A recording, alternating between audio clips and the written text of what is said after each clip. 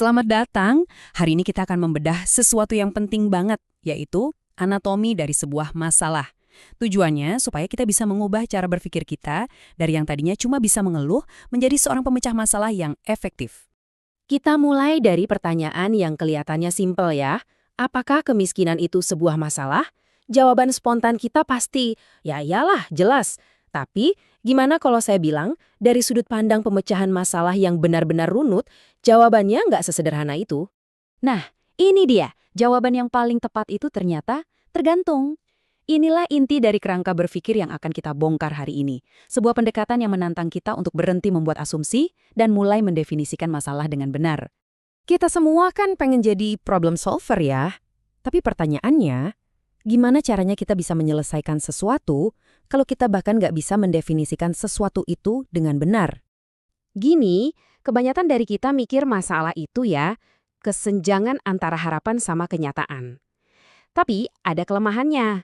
Harapan itu kan ada di kepala kita masing-masing ya. Subjektif banget, susah diukurnya. Nah, ada kerangka yang lebih kuat.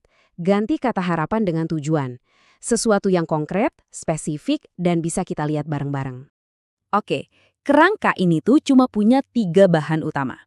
Simpel banget, tapi kalau digabungkan efeknya luar biasa. Kita bisa lihat masalah apapun dengan jauh lebih jernih. Yuk, kita bedah satu persatu. Pertama, dan ini yang paling penting, Anda harus punya tujuan yang jelas. Bukan yang abstrak kayak pengen lebih bahagia, tapi yang konkret. Misalnya, ingin menyelesaikan lari maraton tahun ini. Kenapa? Karena tanpa tujuan yang spesifik, ya nggak ada yang bisa disebut masalah.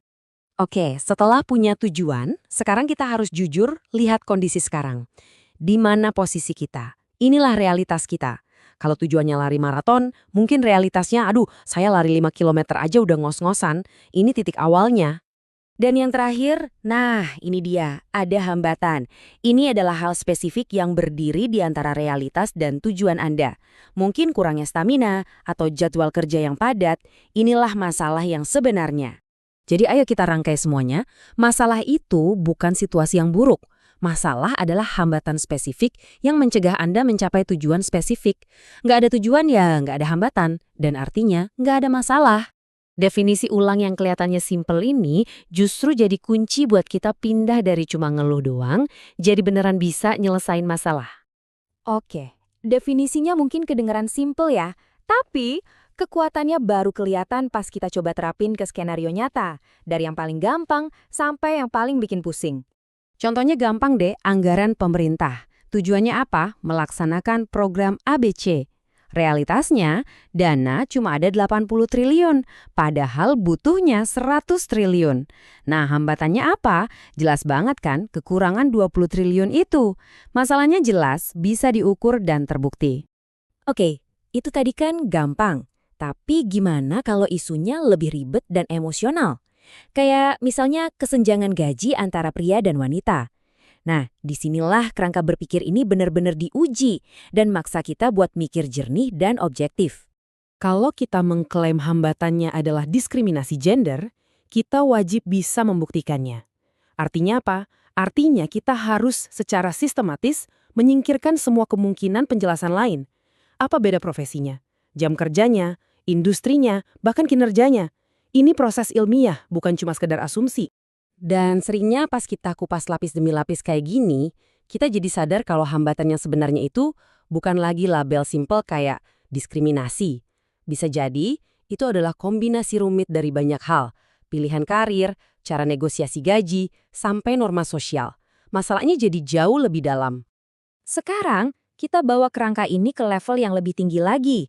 Bukan cuma buat masalah sehari-hari, tapi buat menantang asumsi-asumsi paling dasar tentang cara dunia ini bekerja.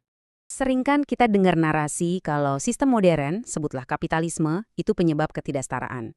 Ini asumsi yang jadi dasar banyak banget perdebatan. Tapi coba deh kita tes asumsi ini pakai kerangka kita tadi. Dan di sini kita nemuin wawasan yang penting banget. Ketidaksetaraan itu bukan produk dari sistem modern. Justru sebaliknya, ketidaksetaraan itu adalah kondisi alami dunia. Dari zaman dulu ada suku yang tanahnya subur, ada yang enggak. Nah, sistem-sistem modern, kayak perdagangan, hukum, itu sebenarnya adalah usaha manusia buat mengelola dan mengurangi ketidaksetaraan yang udah ada dari sananya.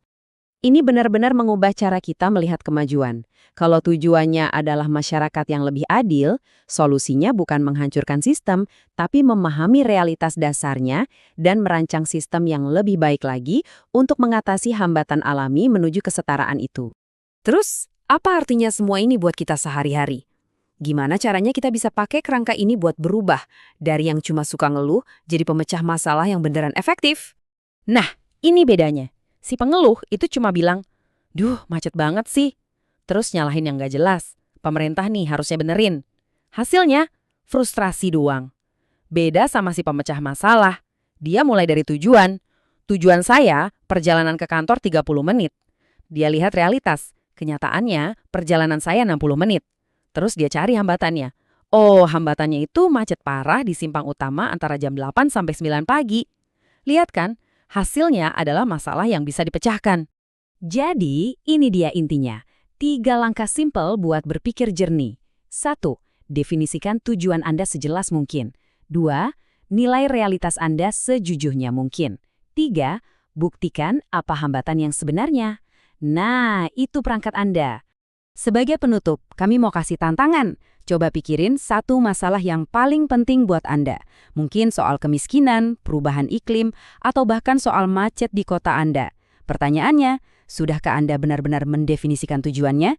Karena tanpa tujuan yang jelas, bisa jadi kita ini cuma lagi mengeluh, bukan memecahkan masalah.